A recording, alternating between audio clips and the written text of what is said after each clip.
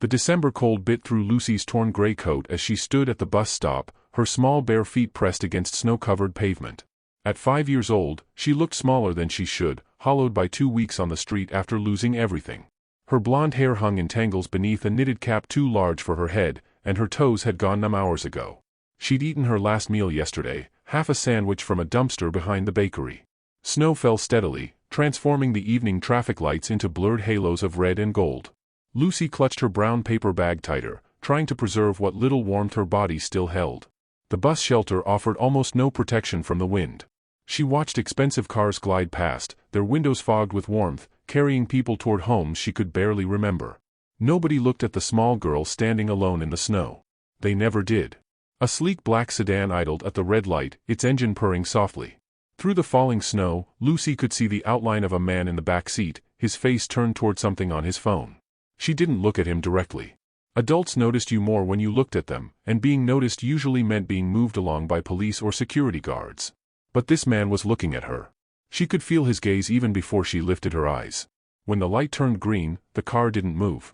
The cars behind it honked, impatient, but still the sedan sat there. Then it pulled to the curb. Lucy's heart hammered.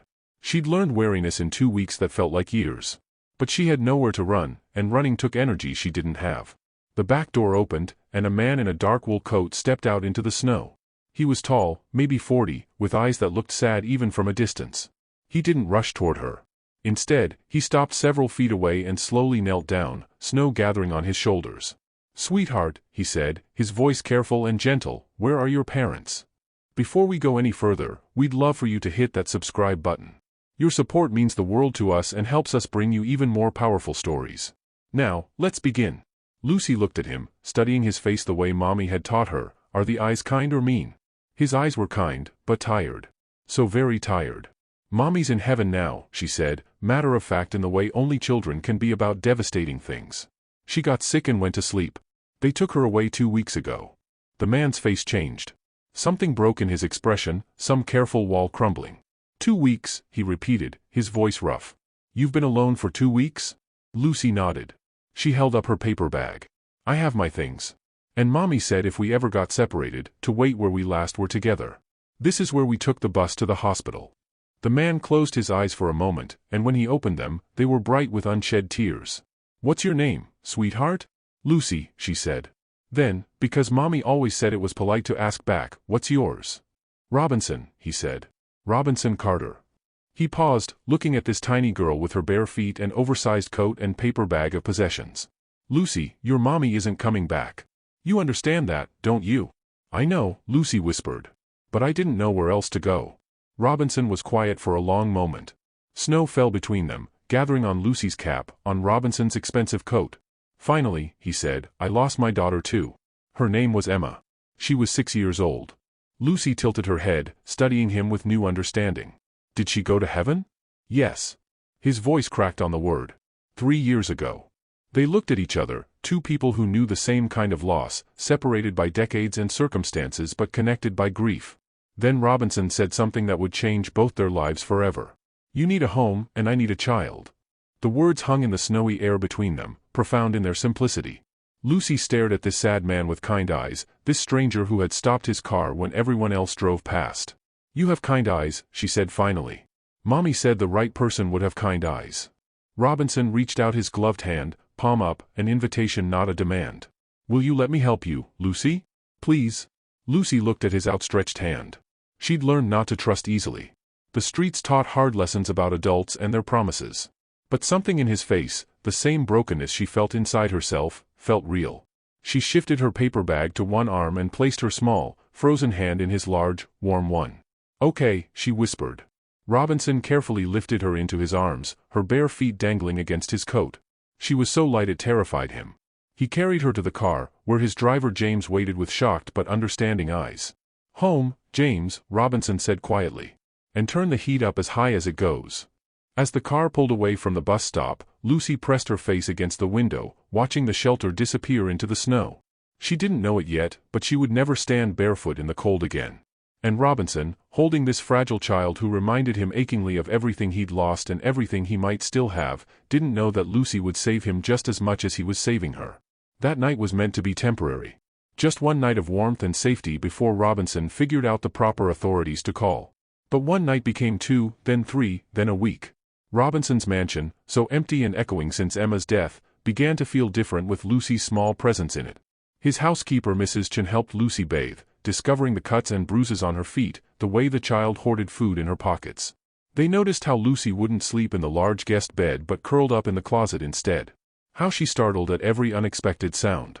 How she clutched that paper bag like a lifeline and refused to say what was inside. Robinson learned that being willing to help wasn't the same as knowing how.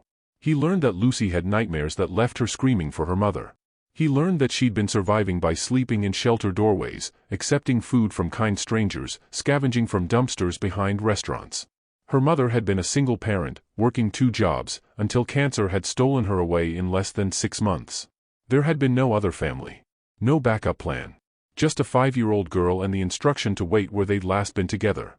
And Lucy learned that Robinson was a billionaire who'd built a tech empire, that his daughter Emma had died of leukemia, that his marriage had collapsed under the weight of that loss. She learned that he worked constantly to avoid the emptiness of his home, that he'd been functioning but not truly living. She learned that sometimes the richest people could be the loneliest. What neither of them knew yet was how complicated love would prove to be, or how many obstacles stood between a grieving billionaire and a traumatized homeless child and the family they both desperately needed to become. 3 hours earlier, Robinson Carter sat in the back of his sedan, staring at his phone without seeing it. Another board meeting. Another quarter of record profits. Another room full of people congratulating him on his brilliance while he felt nothing at all. "Traffic's heavy, Mr. Carter," James said from the front. "Should be home in 20 minutes. Home. The word had lost all meaning. Just a mansion with too many empty rooms and Emma's bedroom door he still couldn't open after 3 years. "Fine," Robinson muttered. At the red light, James glanced in the rearview mirror. "Sir, there's a child at that bus stop. Looks like she's alone." Robinson barely looked up. "Someone's probably nearby. We're late." But James didn't accelerate when the light changed. "Sir, she's barefoot." Something cold gripped Robinson's chest. He looked up. A little girl. 5 years old, maybe. Standing in the snow. Torn coat hanging off her small frame. Bare feet. Alone. Completely alone. His heart, that dead thing, lurched painfully. Emma. Not Emma, this child had darker hair, different features. But something in her stance, her solitary courage against the cold, the way she held that paper bag like it was all she had left.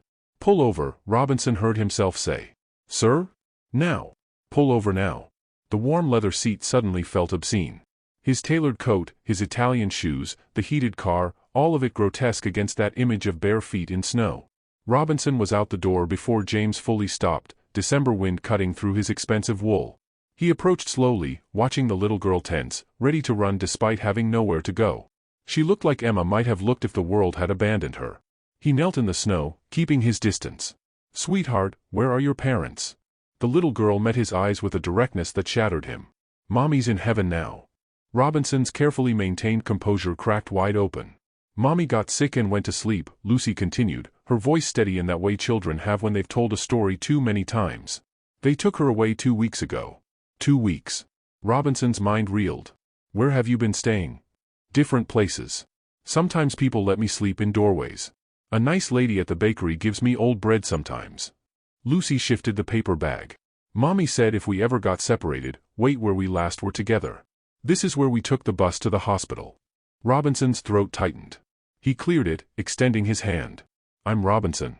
What's your name, sweetheart?" "Lucy." She studied him carefully, not taking his hand. "Are you going to call the police?" "They wanted to take me somewhere, but I have to wait for Mommy." "Lucy," Robinson's voice caught. "Your mommy isn't coming back." "I know." Her eyes filled with tears she refused to let fall. "But I didn't know where else to go." The words escaped before Robinson could stop them. "I lost my daughter too. Her name was Emma. She was 6. Lucy's expression shifted. "Did she go to heaven?" "Yes." Robinson's voice cracked. 3 years ago. Snow fell between them. 2 strangers bound by grief, kneeling in the cold. "Lucy, you can't stay here," Robinson said softly. "Will you let me help you?" Lucy hesitated, then whispered, "You have kind eyes. Like Mommy said the right person would." Robinson's heart shattered and reformed in the same moment. "You need a home, and I need a child." Lucy placed her small frozen hand in his. Lucy sat silent in the back seat, paper bag clutched against her chest, watching streetlights blur past. James kept glancing in the rearview mirror, concern etched in his weathered face, but he asked no questions. When the car turned through iron gates, Lucy's eyes widened. The driveway stretched endlessly, lined with lights leading to a house bigger than any building she'd ever seen. "Do you live in a castle?" she whispered. "Just a house," Robinson said, though his voice was tight. "A very empty house." Inside, warmth enveloped them. Marble floors stretched beneath impossibly high ceilings. Lucy had never seen anything like it. Mrs. Chen appeared from the kitchen, her shock quickly masked by kindness. "Mr. Carter?" "Mrs. Chen, this is Lucy. She'll be staying with us. Could you prepare the blue guest room? Draw a bath, find some clothes?" Lucy's grip on her paper bag tightened. "You can keep it with you," Robinson said gently. "It's yours." In the bathroom, Mrs. Chen discovered cuts and bruises covering Lucy's feet. The child perched on the tub's edge, refusing to get fully in, eyes darting to the door. At dinner, Lucy ate soup ravenously, then slipped bread into her coat pocket when she thought no one was watching. Robinson saw everything. Understood nothing yet. That night, he found Lucy curled in the closet, not the bed. He sat outside the door. Emma used to hide in closets too. When she was scared after treatments. Silence. Then, does it stop? Being scared? Yes. But it takes time. And someone who stays. Will you stay? Every day, Robinson promised the darkness. Every single day. 2 weeks transformed the mansion in small ways. Dr. Sarah Mitchell visited 3 times weekly, her gentle presence coaxing words from Lucy that Robinson couldn't. Lucy still hoarded food in her pockets. Still woke screaming for her mother. Still flinched when Robinson moved too quickly. But she'd migrated from the closet to sleeping on the floor beside the bed. Progress, Dr. Mitchell called it. Robinson learned to make hot chocolate with cinnamon, the way Lucy's mother had. Read The Velveteen Rabbit each night until Lucy whispered the words along with him. She explored the house now, touching things with tentative fingers, always circling back to make sure Robinson was still there. Then came the knock. Patricia Delgado stood at the door, Child Protective Services badge gleaming. "Mr. Carter? We received a report about a child living here." Robinson's stomach dropped. "Her name is Lucy. She was homeless. I'm in the process of?" "That's exactly what we need to discuss." Patricia's expression was professional, unyielding. "Anonymous tip. Billionaire. Homeless child. No legal guardianship. I'm trying to help her. We've seen men with resources and questionable motivations before." Patricia stepped inside. "Home study. Psychological evaluations for both of you. Supervised visitations only until we determine. Are they taking me away?" Lucy's voice, small and terrified, came from the stairs. "Did I do something wrong?" Robinson knelt, gathering her close. "No, sweetheart. They're making sure I'm good enough for you. That's their job. You're good enough. You stayed." But the system didn't work on a child's timeline. Robinson's wealth couldn't buy shortcuts through bureaucracy. The first supervised visit was scheduled for Monday. Robinson had never felt more powerless. Month 2 brought sterile offices and supervised visits. Lucy sat silently while social workers asked questions, her voice locked away. Only Dr. Mitchell could reach her now. "I dream Mommy died alone," Lucy whispered in therapy. "I dream I could have saved her. I dream Mr. Robinson will get tired of broken things." In parallel sessions, Robinson confronted grief he'd buried for 3 years. "I thought helping Lucy would honor Emma," he admitted. "Lucy isn't a second chance," Dr. Mitchell said gently. "She's a first chance at something new. Can you love her for who she is, not who she reminds you of?" The question haunted him. Robinson studied trauma-informed parenting like he'd once studied business models. When Lucy woke screaming one night during a permitted overnight visit, he didn't panic. He sat on the floor beside her bed, hands visible, voice steady. "I'm here. You're safe. The scary thing is in your dream, not in this room." Minutes passed. Then Lucy crawled into his lap, sobbing against his chest. "I couldn't save Mommy," she gasped. "I was too little." "You weren't supposed to save her," Robinson said, tears streaming down his own face. "She was supposed to save you. And she did, by teaching you to wait for someone kind." Mrs. Chen testified about Robinson's transformation. James spoke of genuine love witnessed. Dr. Mitchell's report glowed, healthiest environment. Mutual attachment forming. Still, Patricia remained unconvinced. "Time will tell." "What if they say no?"